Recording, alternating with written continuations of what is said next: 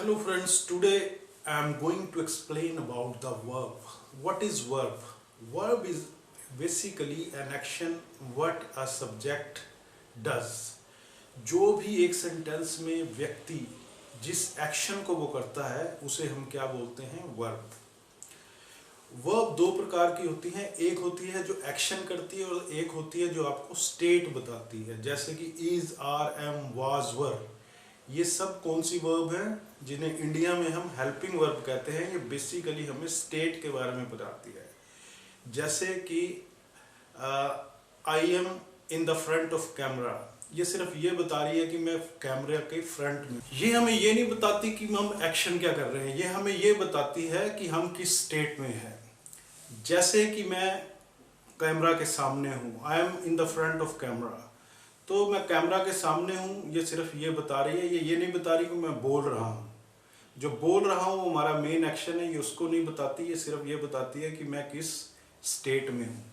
तो उस स्टेट के बारे में जब हम बात करते हैं तो हम इज, आर, एम प्रेजेंट में और पास्ट में वाज वर्ब का यूज करते हैं। बी जो है वो हमेशा चेंज होता है इज, आर, एम या वाज वर्ब में। तो अब बेसिकली मैं कुछ एग्जाम्पल बोलूँगा जिससे आपको मेरी बात इससे ज़्यादा समझ में आएगी। जैसे कि the man is very old now, तो इसका आंसर क्या होगा? इसका आंसर होगा the man is old now. जो इज़ है वो क्या है? हमारी बी वर्ब है। ठीक है, नेक्स्ट है राम इज़ टायर्ड, तो राम थका हुआ है, उसकी अवस्था क्या है? वो थका हुआ है। तो यहाँ पर इज़ क्या हुआ? स्टेट हुई वर्ब की। बी का चेंज किस में हुआ? इज में। Sita is very happy, Sita क्या है? बड़ी खुश है। सीता अगर खुश है तो इज क्या हुआ? उसकी स्टेट को बताता है कि वो खुश है। दोज मैन आर कोल्ड, यहाँ पर आर कोल्ड मीन्स कि वो ठंडे हैं।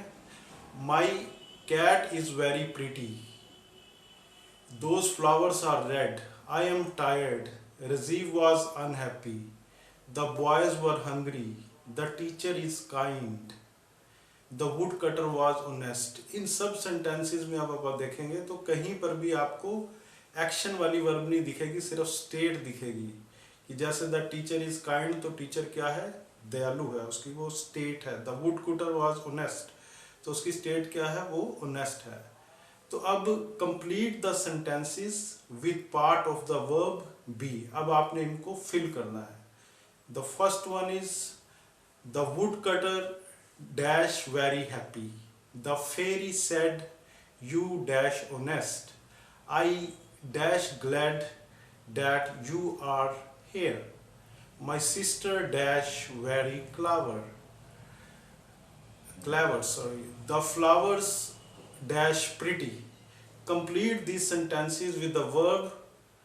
ऑलराइट, अब आपने इसमें स्टेट वर्ब डालनी है जिससे हमें पता लगेगा कि आपको पता लगा या नहीं पता लगा।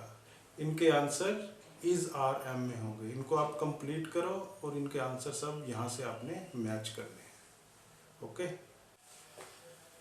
दोस्तों, अब हम बात करेंगे मेन वर्ब की, जिसे हम कहते हैं एक्शन जो करता है वर्ब में। जैसे कि अब मैं बोल रहा हूँ तो ये क्या है? मेन वर्ब है कि आई एम स्पीकिंग। तो स्पीकिंग जो क्या हुआ वो मेरा एक्शन हुआ, तो डैट इज मेन वर्ब। तो मेन वर्ब में बेसिकली क्या होता है कि आपको वो एक्शन देखना होता है जो एक व्यक्ति करता है। जैसे कि मैं सुबह उठकर मॉर्निंग वॉक के लिए जाता हूँ, तो मैं कहूँगा आई गो फॉर मॉर्निंग वॉक। तो यहाँ पर जाना क्या हुआ? मेरा मेन एक्शन हुआ। आई ईट डिनर एट 9 o'clock, तो मैं खाना कब खाता हूँ? 9 बजे। तो यहाँ पर वर्ब जो है वो क्या है? ईट है। तो जो भी हमारी मेन वर्ब होती है वो हमारी सेंटेंस में हमें पता लग जाता है कि अब ये स्टेट की बात नहीं हो रही, ये बात किसकी हो रही है? एक्शन की बात हो रही है, जहां पर हम किसी भी चीज का एक्शन लेता है। अब इसकी हम कुछ एक्सरसाइज करते हैं जिससे आपको ज्यादा समझ आएगा। Complete this sentences with verb from the box, use each verb once only. आपने एक ही बार यूज करनी है। वर्ब ये हैं जैसे goes, gave, wrote, jump, opened, painted, bought, cooks, go, washed. Now the first sentence is the boy dashed the door. The boy opened the door. The dog dash over the gate every morning. Ram dash good dinner every evening. The woman dash the dirty clothes.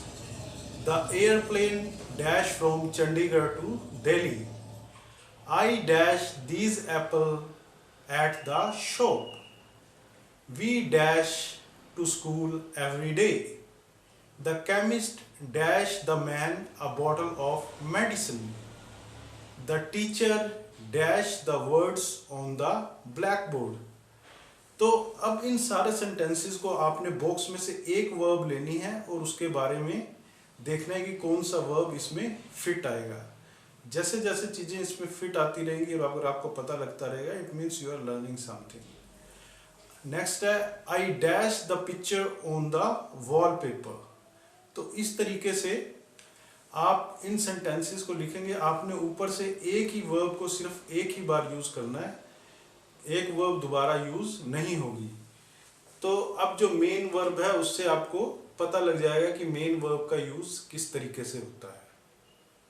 तो इस तरीके से आप इसको समझ गए होंगे कि वर्ब का सेंटेंस में बहुत ही महत्वपूर्ण रोल होता है, because without verb you can not tell anything. क्योंकि जब तक हम किसी एक्शन नहीं बताएंगे हम कहाँ पे थे कहाँ पे हैं, तो बात हमारी क्लियर नहीं होती। इसलिए वर्ब इज वेरी एसेंशियल। इसीलिए कहते हैं कि जो पार्ट ऑफ स्पीच है वो काफ़ी एसेंशियल होता है। लोग आमतौर पे सोचते हैं कि अगर टेंसेस आ गई तो हमें इंग्लिश आ गई, ऐसा कुछ नहीं है। पार्ट ऑफ स्पीच से हमें काफ़ी हद तक ये पता लगता है कि कौन सा वर्ड कितना इम्पोर्टेंट है और उसका प्लेस सेंटेंस में कहाँ पर होगा। तो जो अरेंजमेंट ऑफ सेंटेंस है वो हमें इसी से पता लगता है कि हमें पार्ट ऑफ स्पीच आते हैं या नहीं आते हैं। इसीलिए ये noun, pronoun, verb, adverb, adjective, interjection, linkers, ये सारे इसीलिए महत्वपूर्ण माने जाते हैं। तो आपने हमेशा याद रखना, कभी भी टेंसेस सीखने से पहले जो पहली सीढ़ी होनी चाहिए वो होनी चाहिए पार्ट ऑफ स्पीच की। चाहे वो आपको एक उसकी बहुत ज़्यादा अगर आप गहराई में भी ना जाएं, ऊपर एक आपको आइडिया होना चाहिए कि ये चीज़ें काम कैसे करती हैं, जिसको हम कहते हैं कि you should understand the basic of the language. If you do not understand the basic it's very hard to learn the language. इसीलिए काफ़ी सारे लोग प्रैक्टिस करते हैं टेंसेस की और वो कहते हैं कि मेरे सर आ नहीं रही। तो उसका एक सबसे बड़ा कारण यही है कि they people do not pay attention toward the part of speech. क्योंकि पार्ट ऑफ स्पीच से हमें ये पता लग जाता है कि इस वर्ब को हमने कैसे यूज़ करना है। थैंक यू दोस्तों। इस वीडियो के बाद में हो एडजेक्टिव की काफ़ी और वीडियो हैं जो आप मेरे चैनल पर जाकर देख सकते हैं, और I think it will definitely give you a boost in your English if you are trying to learn it. Okay, thank you.